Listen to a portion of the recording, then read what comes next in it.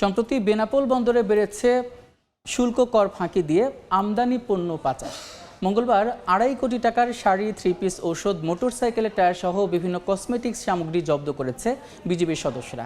বিস্তারিত জানাতে এই মুহূর্তে বেনাপোল সীমান্তে আছেন সহকর্মী আজিজুল হক, সরাসরি যুক্ত হচ্ছে তার সঙ্গে। আজিজুল, বেনাপোল বন্দর দিয়ে ভারত থেকে যে সমস্ত আমদানি হয়, এই সমস্ত আমদানি পণ্য যাতে কোনোভাবে শুল্ক ফাঁকি দিয়ে বন্দর থেকে পাচার না হয়, নিরাপত্তায় রয়েছে 136 জন আনসার সদস্য, 129 জন বেসরকারি নিরাপত্তা সংস্থা, আল আরাফার নিরাপত্তা কর্মী এবং 40 জন আর্ম ব্যাটালিয়ন পুলিশ। তবে অভিযোগ উঠেছে এই সমস্ত নিরাপত্তা সংস্থার সাথে আঁতাত করে এক শ্রেণীর দুর্নীতিবাজ ব্যবসায়ীরা বন্দর থেকে শুল্ক পরিশোধ না করে আমদানি পণ্য পাচার করে নিয়ে যাচ্ছে। এমন একটি 2.5 কোটি টাকার পণ্য চালান গতকাল আটক করেছে 49 ব্যাটালিয়নের বর্ডার গার্ড বিজিবি সদস্যরা।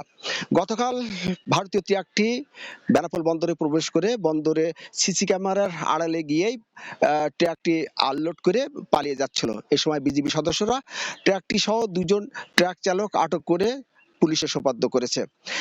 স্থানীয় ব্যবসায়ীরা, সাধারণ ব্যবসায়ীরা আমাদেরকে বলছেন যে এই সমস্ত দুর্নীতিবাজ ব্যবসায়ীদের কারণে যে পরিমাণ রাজস্ব আদায় হওয়ার কথা বন্দরে, সে পরিমাণ রাজস্ব আদায় হচ্ছে না। প্রতি বছর সাধারণ ব্যবসায়ীদের যে ধারণা যে প্রায় 10 কোটি টাকা রাজস্ব আদায় হওয়ার কথা, তবে এই সমস্ত দুর্নীতির কারণে সে পরিমাণ রাজস্ব বন্দর থেকে আদায় হচ্ছে না। বন্দর কর্তৃপক্ষ আমাদেরকে বলেছেন যে এই দুর্নীতির সাথে, অর্থাৎ আমদানি পণ্য পাচারের সাথে কারা জড়িত, তারা ইতিমধ্যে তদন্ত কমিটি গঠন করেছেন এবং তাদেরকে শনাক্ত করতে কাজ করছেন। গতকাল যে সমস্ত পণ্য আটক করা হয়েছিল, অর্থাৎ 2.5 কোটি টাকার গার্মেন্ট সামগ্রী এবং কসমেটিক ও মোটর পার্টস, সেগুলো বিজিবি সদস্যরা ট্রাক চালক সহ পোর্ট থানায় সোপর্দ করেছে এবং আজকে এই সমস্ত ট্রাক চালককে আদালতে সোপর্দ করা হবে বলে আমরা জানতে পেরেছি। সাধারণ ব্যবসায়ীরা আমাদেরকে যে তথ্য দিচ্ছেন যে প্রতিদিন বেনাপোল বন্দর দিয়ে প্রায় 300 থেকে 350 ট্রাক বিভিন্ন ধরনের পণ্য আমদানি হয়ে যায়।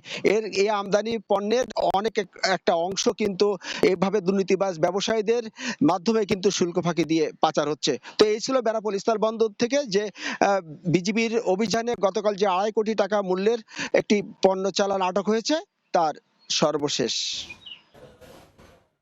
বেনাপোল স্থলবন্দর থেকে যুক্ত ছিলেন সহকর্মী আজিজুল হক।